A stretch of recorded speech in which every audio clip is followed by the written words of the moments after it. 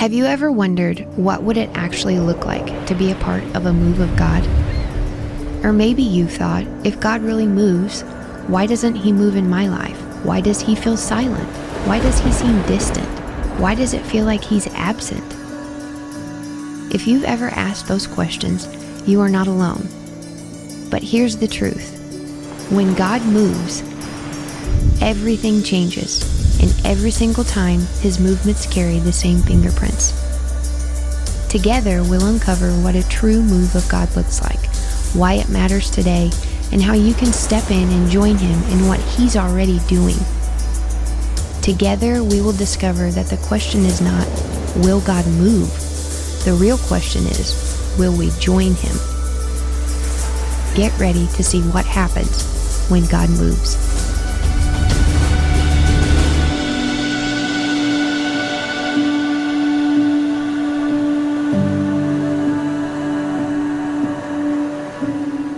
How do I know that God is really in this? As the student minister, this is a question that I get asked all the time from our students. Most of the time, it's about relationships. How do I know that God is really in this relationship? Some of the times, it's about college decisions. How do I know that God is really in this decision to go to that college over that college or pursue this career over this career? A lot of times, it's about calling. How do I know that God is really in my calling? And it's not just me making things up that I want to do. How do I know that it's actually God moving? Sometimes it's for smaller things, like how do I know I should quit marching band or go out for swimming?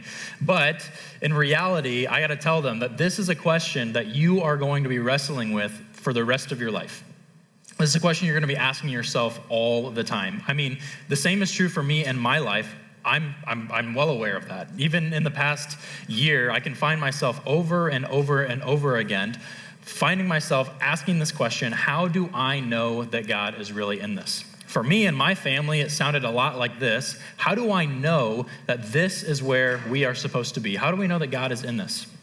How do we know that it's really time for our family to make a move? And for us, it was. How do we know that God's actually prompting that? Both of us also made big decisions when it comes to our jobs. How do we know that God is really moving in our area of our careers and our professionalism? For me, it was to transition jobs. For her, it was to transition out of the workforce and stay with our baby. How did we know that God was really in this? We asked ourselves over and over and over again. And I'm sure you have found yourself asking the same question as well. But maybe for you, it sounded a little bit more like this. You have been in a career for a really long time, and now you're feeling an urge to maybe do something else or try something different and make a change. How do you know that that's actually God making that move in your life? Maybe it sounds something like this. You've been married to a person for a very long time, and at first it was great, things are awesome, but now all of a sudden it's moved to a stage that you're honestly embarrassed of, ashamed of, and now you're not sure that the person that you share the bed with is really the person that God created for you, and if God's really in your relationship still or not. Maybe you've asked yourself that question. Maybe for you, you're actually thinking about making a move yourself, whether it's for a different job, to a different town, for a different career. And you have to ask yourself, how do I know that this is actually God moving and not just the movement that I'm going to see in my bank account when I accept this more prestigious job with a bigger paycheck? It's the question that you ask yourself when you're wrestling with which school to send your children to, whether you should keep them home, whether it's time to make a change there. How do you know that God's really in that decision? You might be on the outside of faith here today as well, and you're asking yourself, how do I know that God is really moving in this place if I don't even really know that he's real? How do I know that it's him drawing me closer to him and it's not just something I'm thinking up or something that I'm getting caught up in this atmosphere? This is a simple question. How do I know that God is in this? But the results are huge. And if we make the wrong decision, if we think God's moving somewhere where he's not and we get it wrong, they can have big consequences. Because not a single one of us in this room wants to miss a movement of God. We just don't. So how do you know if it really is God moving? Or how do you know if it's just a move of you? A move of your desires, your motives. Maybe you getting bored of something, just interested in something else, or whatever felt good at the moment doesn't feel good anymore. How do you know if that's actually God and that's not you? Well, I got to tell you, when I wrestle with this question, a lot of times the first place that I go is not the Word. The first place that I go is ChatGPT. I'll pull it up on my phone. I'll give it all the things that I'm struggling with. I'm like, all right, give me exactly what I need to do here. And maybe you find yourself in that boat. or sometimes often I'll go on social media and I'll look up whatever I'm dealing with, wherever I need to know if God's actually moving in my life, and I'll go to the top post about that and I'll look at the top comments and I'll see what this person says. Well, what did the person say underneath that? And when I'm trying to decide whether this is really a move of God, I'm trying to really figure out if it's a move of me and something that I actually want to do. I've also found myself at times making a pros and cons list. Like, maybe I'll know God is in this if the pros truly outweigh the cons. I don't know if you've ever been there, but probably some of you have been to a combination of a couple of those things, but I've been there too. And here's the thing, that when we go about answering the question, how is God moving in my life? Is it really him? How do I know for certain? When we go anywhere else other than the word of God, we're going to get any other answer than what God really wants for us in our life. And this word has a much different way of knowing and showing us whether what we're experiencing is really a move of God or if it's just a move of you. So today, and honestly in this entire series, we're going to be talking about what it actually looks like when God is on the move. My name is Johnny. I'm the student minister here. I'm really excited to be with you this morning, but this is actually our second week of the series. So if you didn't get a chance to catch last week, I would highly encourage you to hop online, go check out what Josh had to say. I was actually officiating a wedding at this time last week, and so I didn't get to watch it in person either. And so I'm really grateful for resources like this. So I would encourage you to take advantage of those. But over these entire few weeks in the series that we're in, we're talking about what a move of God actually is. And here's the definition that we are working with. Here is what a movement of God is. It's what, when looks like weakness, uncertainty, and risk, become the launch pad for his unmistakable glory. I'll read that one more time. A move of God is when what looks like weakness, uncertainty, and risk become the launch pad for his unmistakable glory. And when this happens, when we see God move, he moves in a way that only he can move, and it tells us the whole time, God is in this. God is in this.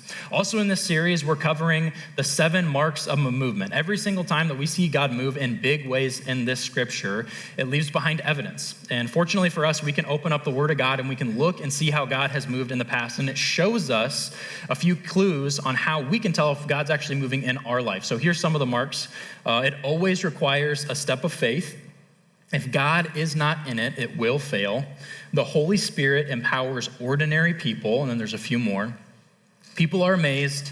God's purpose spreads. Opposition rises, and then changed lives fuel more change.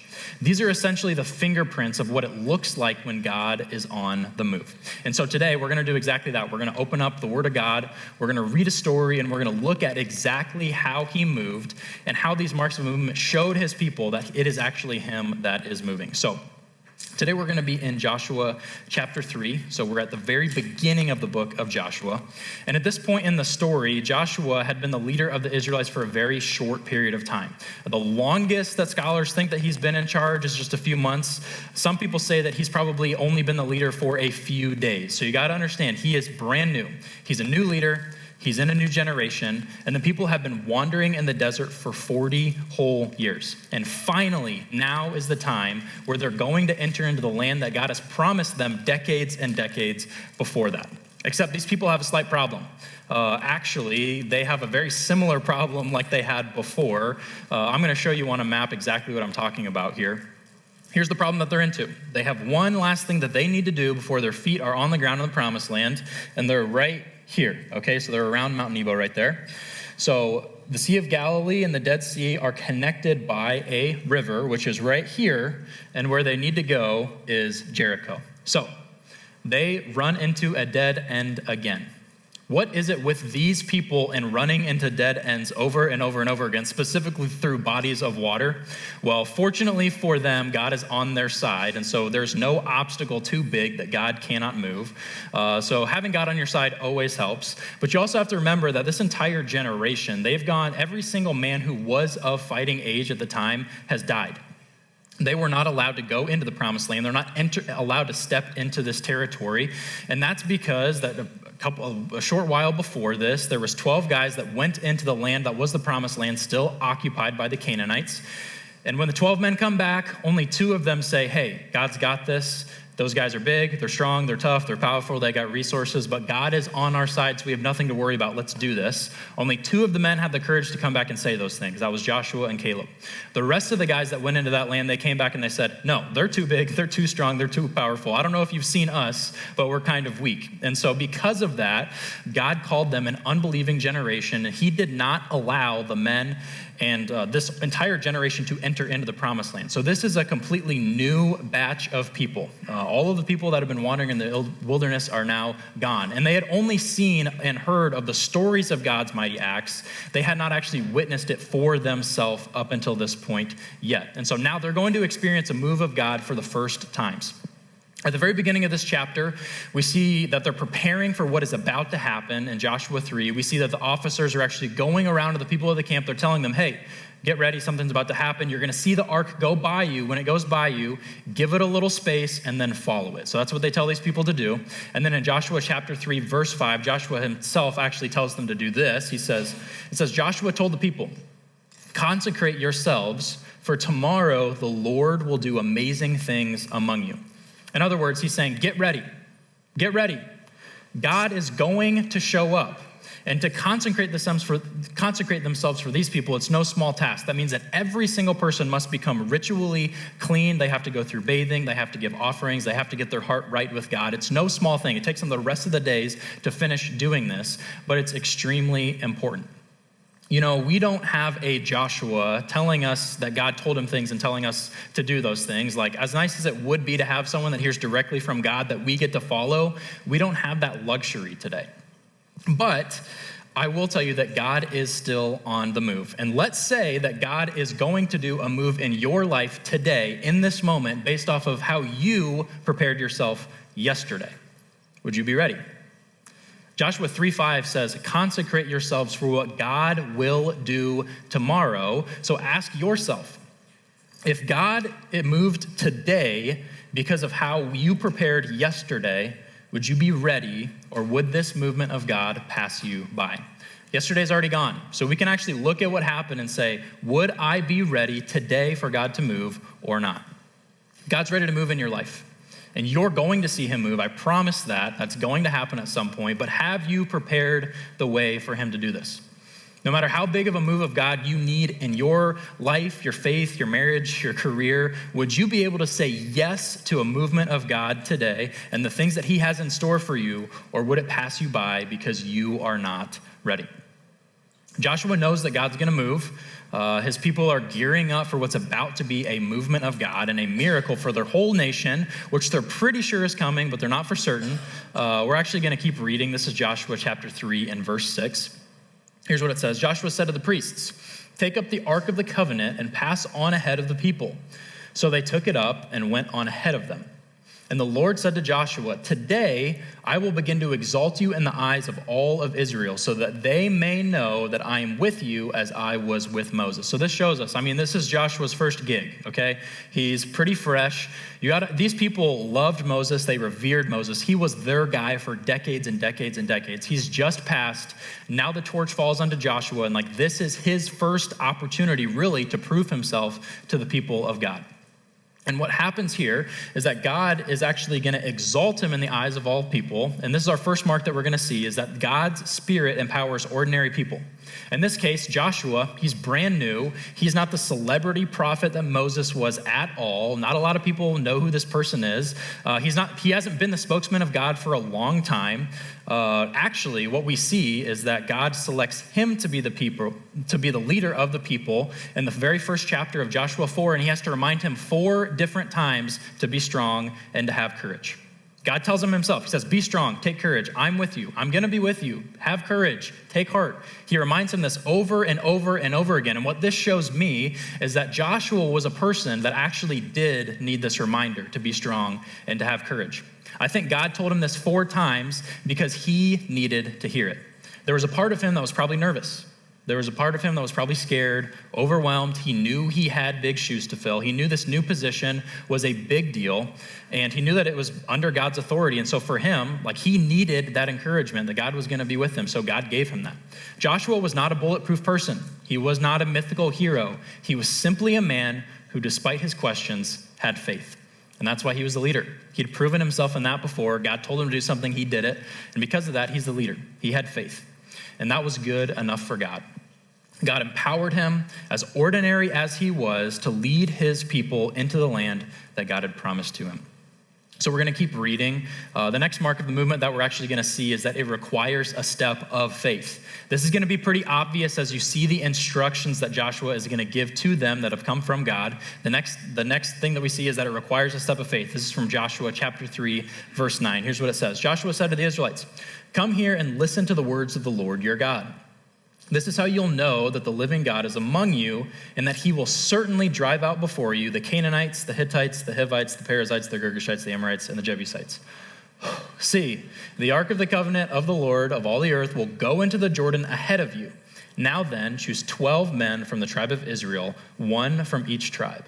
As soon as the priests who carry the ark of the Lord of all the earth, set foot into the Jordan, its waters flowing downstream will be cut off and stand up in a heap." So now we get a picture of what's actually going to happen here. The priests are going to walk in front of the people. They're going to have the Ark of the Covenant on their shoulders, and they're going to walk into the water. Now keep in mind, this water is at flood stage. We actually read this in verse 15. This is a strong water. It's a strong current. The water is high, and it is extremely dangerous. And once they're in the water, then the water is going to stop moving. It's going to completely stop flowing. Notice it doesn't say that the water is going to stop moving and then I want you to step onto the dry land. No, it says the opposite. It says, I want you to step and then I'm going to stop the water. Don't you think there's probably a few people in the crowd that are a bit skeptical of what is about to happen here? Maybe even the priests who are carrying the Ark of the Covenant before this happens, on their shoulders, they're just a little bit concerned. You got to understand that the Ark of the Covenant was not insignificant both in scope or size. Like, this is a massive artifact. We're talking at least 150 pounds, maybe even up to 250 pounds. It takes 4 guys to carry it on their shoulder, and they're about to walk head first down into this flood stage water. That's pretty crazy. More than just a big object that they're carrying, it's an extremely important object. The Ark of the Covenant is the literal representation of God at this time. It's the symbol of God on the throne. And now all these guys are going to risk losing that forever because of what this new guy, Joshua, has to say, who, keep in mind, he has not proven himself yet.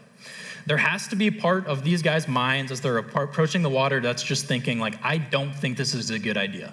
Like, why are we doing this? Like, I really think that we should probably pause and think about what we're risking before we take the step. I'm thinking about those guys stepping up into the water and the times in my life in which the water's been freezing cold in front of me and I kind of want to get in, but I kind of don't, and I'm waiting for everybody else around me to just jump in, and then I finally go. I imagine those guys are probably carrying the ark, looking at each other like, okay, you got this. Like, you go ahead and take the first step, and then I'll follow you if you don't die. Like, that's probably their mindset in this moment. But you got to understand, they did not know the water was going to stop. They didn't actually know that. They had faith, but they did not know that it was going to stop. And that shows us that their obedience precedes their evidence in the story. Their obedience precedes their evidence. They knew that they had faith. They knew what they were supposed to do, and they were going to take the risk and actually trust God because they realized that this was actually God moving. They weren't certain of this at all, but they had faith. And in this case, it did require a literal step of faith into the water and obedience to do what God told them to do. So now we're going to get to the good part of the story. Spoiler alert, he does what he says he's going to do. In Joshua chapter 3, verse 14, here's what it says. It says, "So when the people broke camp to cross the Jordan, the priests carrying the Ark of the Covenant went ahead of them. Now the Jordan is at flood stage during all of harvest, yet as soon as the priest who carried the ark reached the Jordan and their feet touched the water's edge, the water from upstream stopped flowing and piled up in a heap a great distance away at a town called Adam in the vicinity of Zarethan. And while the water flowing down to the Sea of Arabah, that is the Dead Sea, was completely cut off, so the people crossed over opposite Jericho."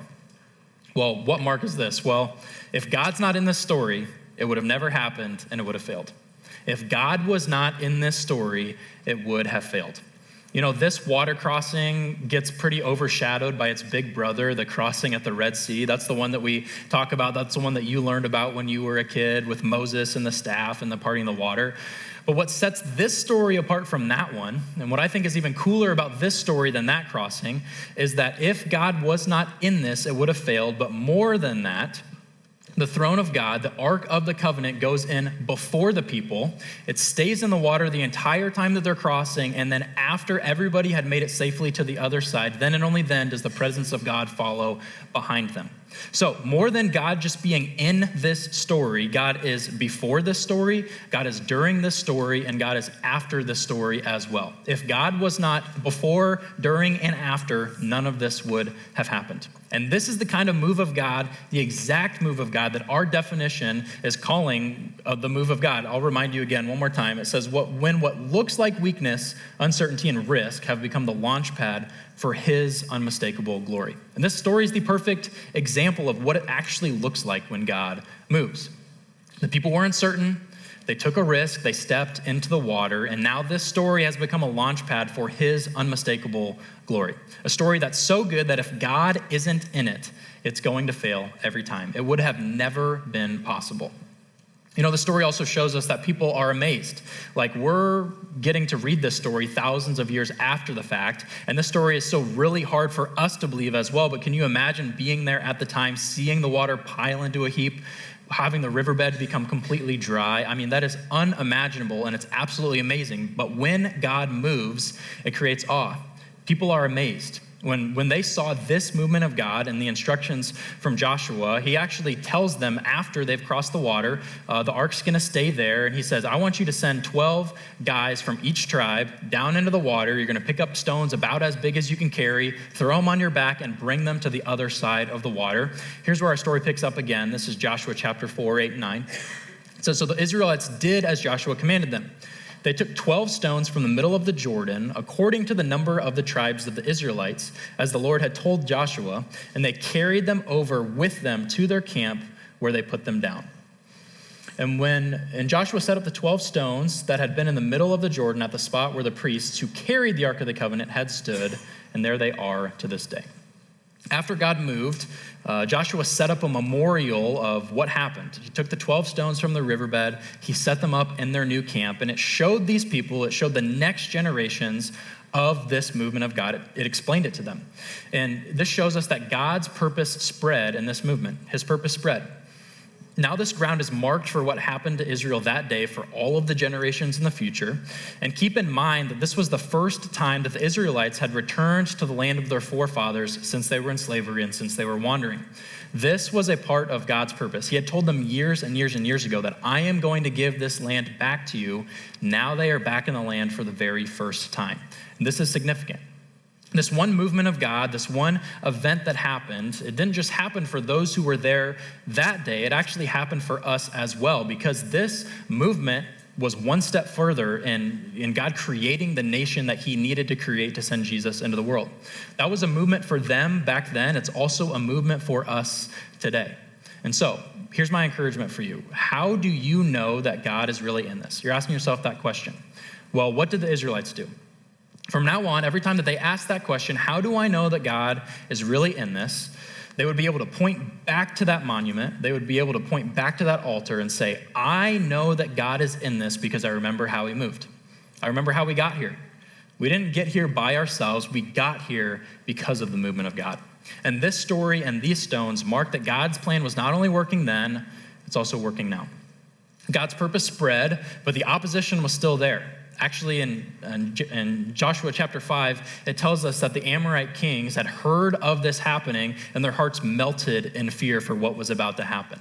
Even though they're now in the promised land, they still have to conquer the rest of the promised land. There's still battles to fight. There's still victories to win. But the opposition is still there, and it's still present.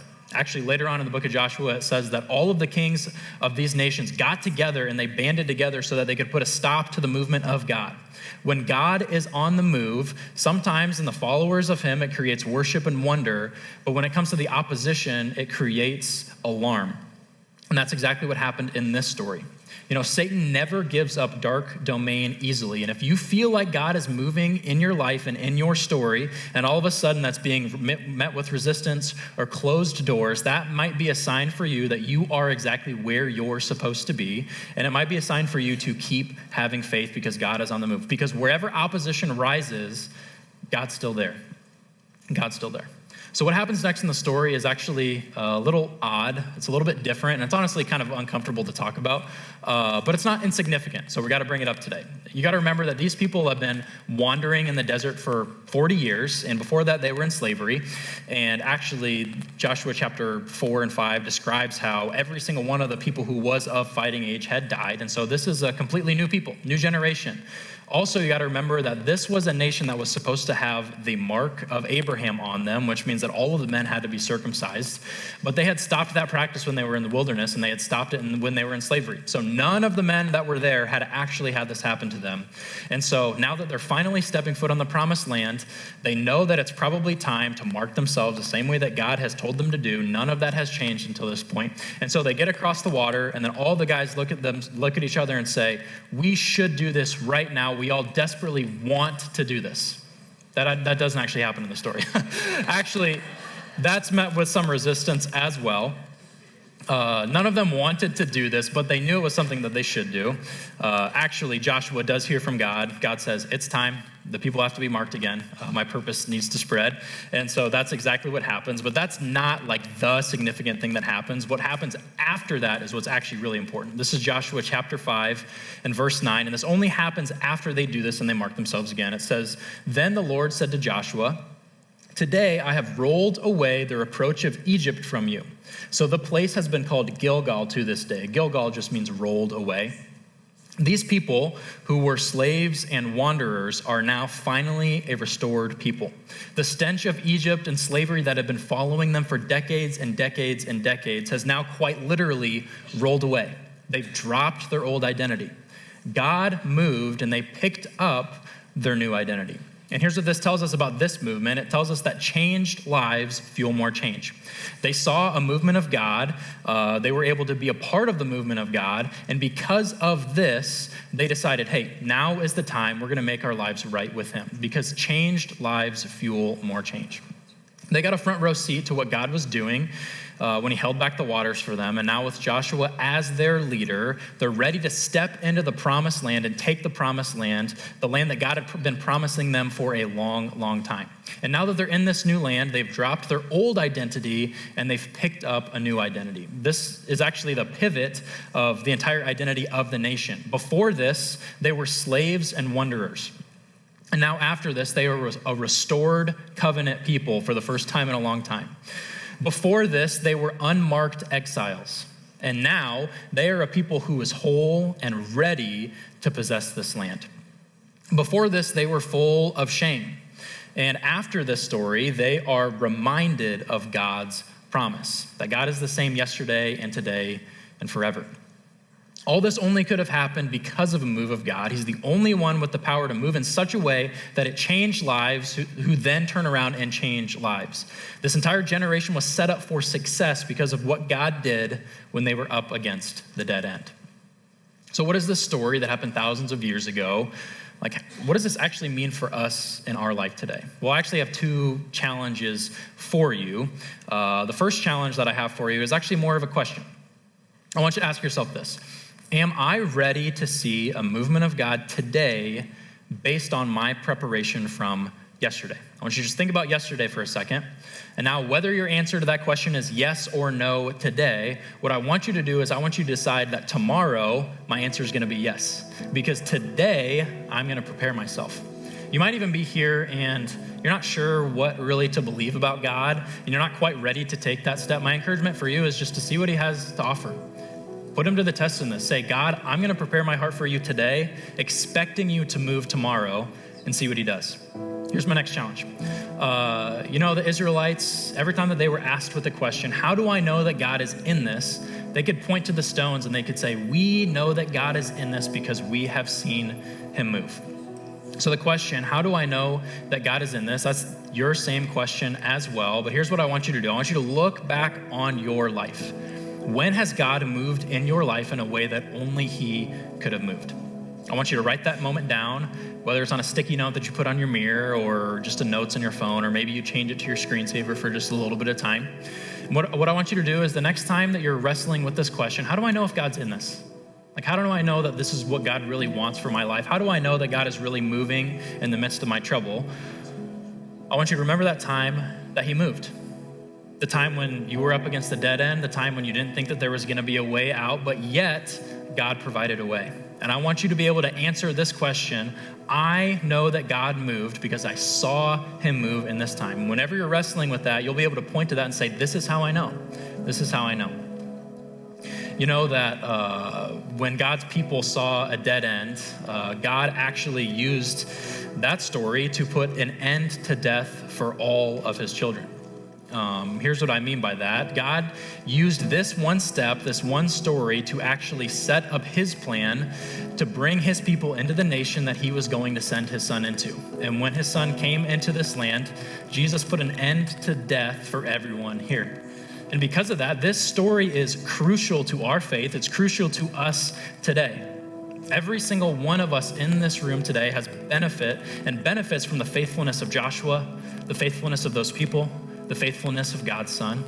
And thank God that every single one of us gets to be impacted by this story because of the movement of God. But let's not let that stop us from seeing how God is moving today and tomorrow and in our future as well. When these people saw a dead end, God used this dead end to put an end to death for everyone, for me and for you. And that is the promise that we get to live in today. So would you pray with me? God, thank you that you're moving. Father, your presence goes before us. It's with us in this room, and it's going to follow behind us as well. Thank you for the reminder in Joshua that we have nothing to be afraid of because you are who you say you are. And so I pray for all those people here, or maybe even watching online, that they're not sure if they're ready to take that step. God, would you just put it on their heart? Hey, take the step, because I'm right here. Father, I pray for the times in our life where we're not sure if we've seen you move. We're not sure if we can really know how you're moving. Father, I just pray that today would be a marker for us where we can look back and we say, God, I know that you are real and I know that you're moving because I'm here today. And that wouldn't have been possible if you wouldn't have taken me through the things that you had in store for me in my life. And when we were at a dead end, God, you turned that dead end to an end to all death through your son, Jesus. And Father, for that, we are so grateful. It's all those things I want to pray in your name. Amen.